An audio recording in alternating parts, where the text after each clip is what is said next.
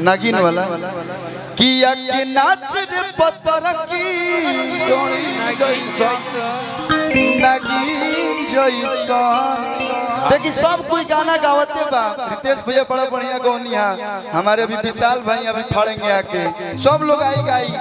एगो डांस हो जाएगा चाइना भैया, इतनी हीरोइन आई हैं। अब बस ये लोग ऐसे ऐसे करते लोग अच्छा लग रहा है हमें, लेकिन एगो प्यारा सा डांस सब लोग झूमेंगे, हमारे भाई लोग भी झूमेंगे और जितनी प्यारी प्यारी सुंदर सुंदर एक्ट्रेस आई हैं। लेकिन ओकरा से पहले कि भाई लोग पियावा के घरे जाके गो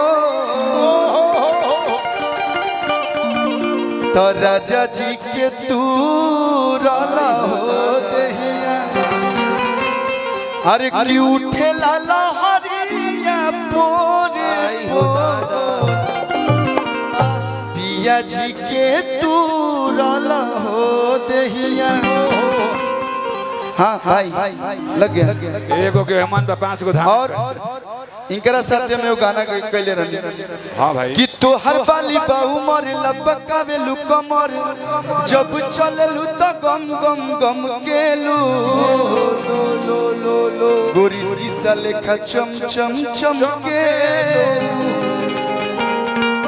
परम चाह कि आंसू बाबा वो गाना लगा दीजिए।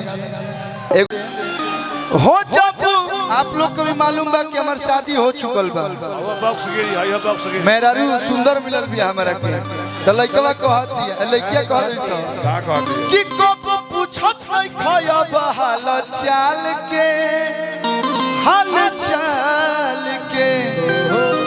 तब के भाई कहता कि जब में हरी बिया कमाल के तो कौन जरूरत बा मालिक के।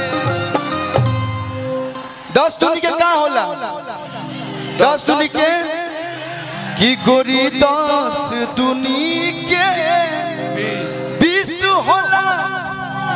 हाय प्यार में पहिले किस पार हो जाला लगई। ए आराम से आराम से आराम से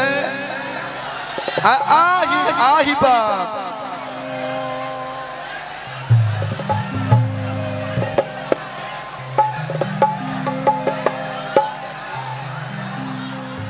अरे यार